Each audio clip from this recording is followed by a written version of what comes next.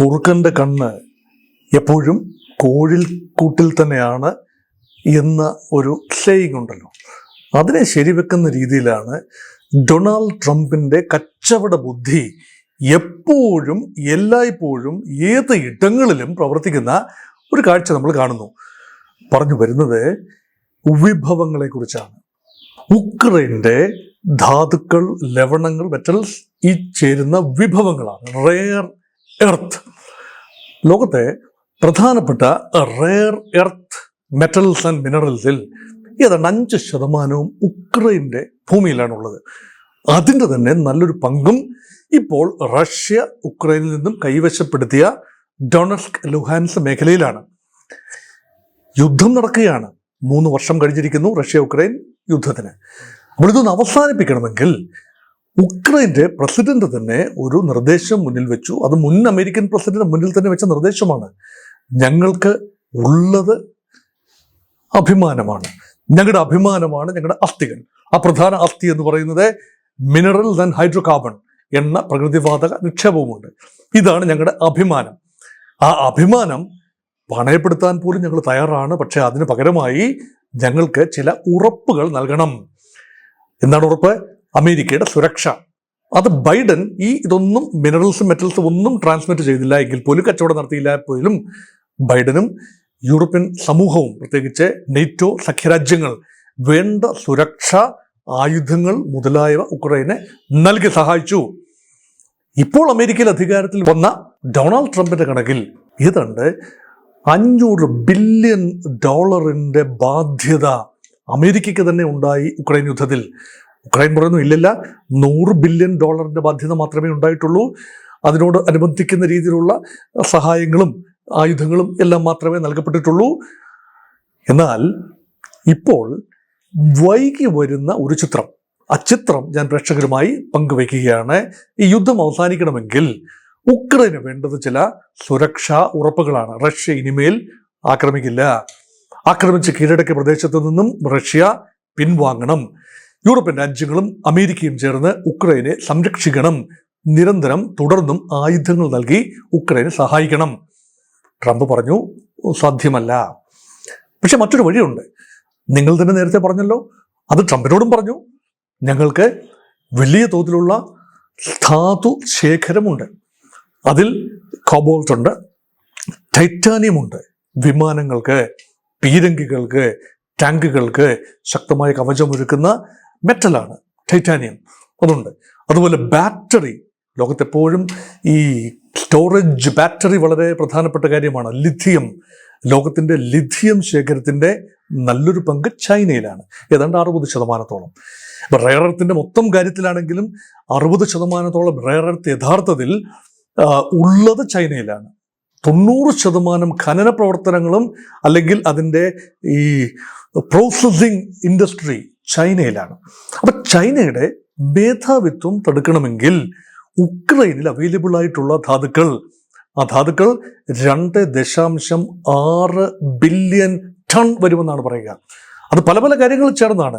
Titanium മാത്രമല്ല, titanium ഉണ്ട്, cobalt ഉണ്ട്, നിക്കലുണ്ട്, ഒരുപാട് കാര്യങ്ങളാണ്. മാത്രമല്ല ലിഥിയം എന്നത് വളരെ തന്ത്രപ്രധാനമായ ഒരു കാര്യവുമാണ്.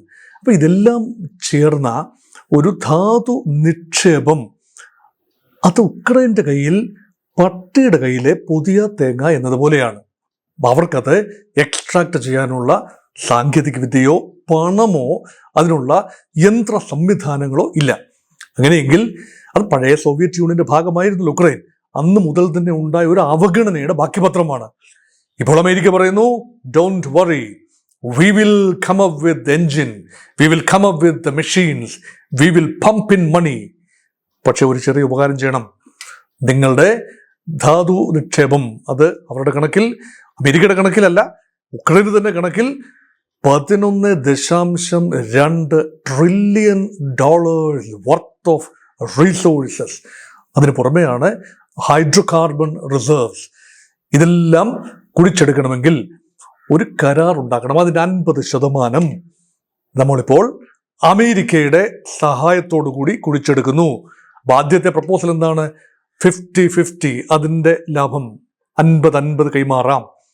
ഇപ്പോൾ പറയുന്നു ഏറ്റവും വൈകിയ അല്ലെങ്കിൽ കഴിഞ്ഞ മണിക്കൂറുകളിൽ വരുന്ന വാർത്ത അങ്ങനെയല്ല, മറിച്ച് ഇതിൻ്റെ ഒരു പ്രോഫിറ്റ് ഷെയറിംഗ് എന്ന രീതിയിൽ ഇതിൽ നിന്ന് ഇതൊരു ജോയിന്റ് വെഞ്ചറായി കണ്ടുകൊണ്ട് അമേരിക്ക പണവും യന്ത്രസാമഗ്രികളും സാങ്കേതികവിദ്യയും കൊണ്ടുവരും.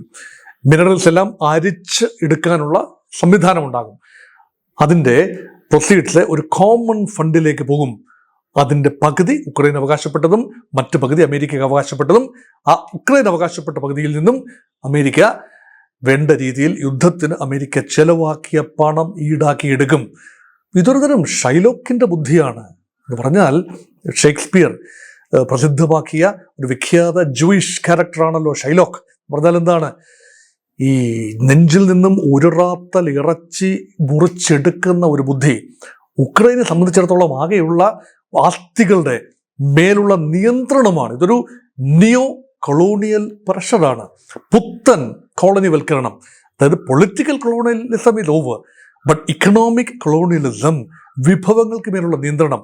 മുൻകാലങ്ങളിലൊക്കെ ഈ കഴിഞ്ഞ ദശകങ്ങളിൽ ഉണ്ടായിരുന്നത് ഭരണകൂടങ്ങളെ അട്ടിമറിച്ചുകൊണ്ട് ഭരണകൂടങ്ങളെ വിലപേശി അവരുടെ വിഭവങ്ങളുടെ മേൽ, ആഫ്രോ ഏഷ്യൻ രാജ്യങ്ങളുടെ വിഭവങ്ങളുടെ മേൽ ഇൻഡസ്ട്രിയൽ ശക്തികൾ, അമേരിക്ക ഉൾപ്പെടെയുള്ള വ്യാവസായിക ശക്തികൾ നിയന്ത്രണം തുടരുന്ന ഒരു കാഴ്ചപ്പാട്. പക്ഷേ ഇത് കുറച്ചുകൂടെ ഡയറക്റ്റാണ്. നിയോ കൊളോണിയലിസത്തിൻ്റെ അവിടെ നിയോ കൊളോണിയലിസം ആ രീതിയിലേക്ക് അമേരിക്കയുടെ ശ്രദ്ധ തിരികെയാണ്. കച്ചവടക്കാരനായ ട്രംപിൻ്റെ കണ്ണ് അവിടെ തന്നെയാണ്.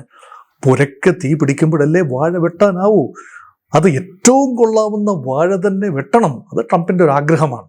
മേക്ക് അമേരിക്ക ഗ്രേറ്റ് അഗെയിൻ എന്ന് പറയുമ്പോൾ മറ്റുള്ളവരുടെ കണ്ണീര് വീണാലും ശരി, അമേരിക്ക തഴച്ചു വളരണം. ഏത് ട്രാൻസാക്ഷനിലും ഒരു ബിസിനസ് ഓപ്പർച്യൂണിറ്റി, ഈവൻ പൊളിറ്റിക്കൽ ഡീലിംഗിൽ പോലും ഒരു ബിസിനസ് സാധ്യത കണ്ടെത്തുന്ന ട്രംപിൻ്റെ അപാര ബുദ്ധി ഉക്രൈൻ എങ്ങനെ റെസിസ്റ്റ് ചെയ്യാൻ സാധിക്കില്ല എന്ന് തന്നെയാണ് എൻ്റെ അഭിപ്രായം.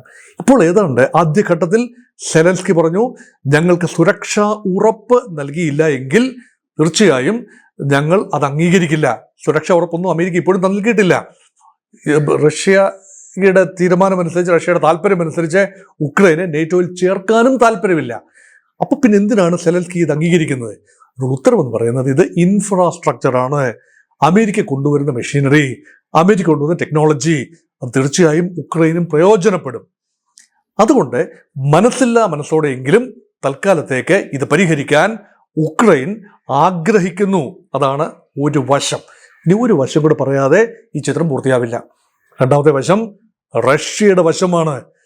റഷ്യ ഇത് കേട്ട പാതി കേൾക്കാത്ത പാതി നേരെ ട്രംപിനെ വിളിക്കുന്നു, പറയുന്നു, look, we are also ready to have a deal with America on minerals and metals. ഞങ്ങൾക്കുമുണ്ട് ഇഷ്ടം പോലെ ഭൂമി. ലോകത്തിൻ്റെ ഭൂമിയുടെ ആകമാന ഭൂമിയുടെ ഒരു 1/3 ഞങ്ങളുടെ ലാൻഡാണ്. ഗ്രാൻഡ് സൈബീരിയ അല്ലെങ്കിൽ റഷ്യയുടെ കണ്ണായ പ്രദേശങ്ങൾ. അവിടെയൊക്കെ മഞ്ഞുറഞ്ഞ് കിടക്കുകയായിരിക്കും, പക്ഷേ ധാതുക്കൾ, ലവണങ്ങളെല്ലാം ഉണ്ട് അവിടെ. അമേരിക്കയ്ക്ക് വന്ന് പരിവേഷണം നടത്താം, ഖനനം നടത്താം, എന്നിട്ട് ഞങ്ങളുമായി ഒപ്പുവെക്കാം. അതിനോടൊപ്പം തന്നെ ഇനി ഞങ്ങളുമായി മറ്റൊരു കരാർ, നിങ്ങൾ ഉക്രൈനെ മുറിക്കുന്ന അല്ലെങ്കിൽ ഞങ്ങൾ പിടിച്ചടക്കിയ ഭാഗം ഞങ്ങൾക്ക് തന്നെ ഇരിക്കട്ടെ എന്ന രീതിയിൽ അന്തിമ തീരുമാനമെടുത്താൽ ഡൊണസ്ക് ആൻഡ് ലുഹാൻസ് പ്രവിശ്യകൾ, അവ ഉക്രൈൻ്റെ പ്രവിശ്യകളാണ്. അവർ റഷ്യ കീഴടക്കി കഴിഞ്ഞു. അവിടെ റഷ്യൻ വംശജരാണ്. അത് തിരിച്ചു കൊടുക്കണ്ട എങ്കിൽ റഷ്യയുടെ ഭൂമിയായി മാറും. അവിടെയാണ് ഈ നേരത്തെ ഞാൻ പറഞ്ഞ പല വിഭവങ്ങളുടെയും പ്രധാനപ്പെട്ട ശേഖരമുള്ളത്. അവിടെ വന്ന് നിങ്ങൾക്ക് യഥേഷ്ടം മൈനിങ് നടത്താം. ഉക്രൈനെ പേടിക്കേണ്ട.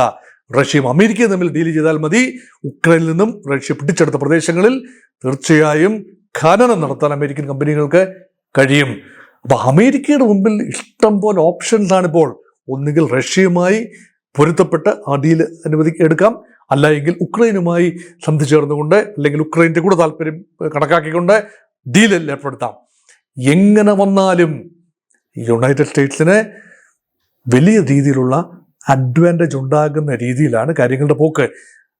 നോക്കണേ, 2 രാജ്യങ്ങൾ തമ്മിൽ തർക്കമുണ്ടായി, യുദ്ധമുണ്ടായപ്പോൾ മാറി നിന്ന് കാതങ്ങളകലെ സ്ഥിതി ചെയ്യുന്ന അമേരിക്കയ്ക്ക് അതിനകത്തും ഒരു വ്യാപാര വ്യവസായ വാണിജ്യ ധനകാര്യ താല്പര്യം ഉണ്ടെന്ന് പറയുമ്പോൾ ട്രംപിനെ വെറുതെയല്ല അമേരിക്കൻ ജനത തിരഞ്ഞെടുത്തത് എന്ന് തോന്നിപ്പോവുകയാണ്.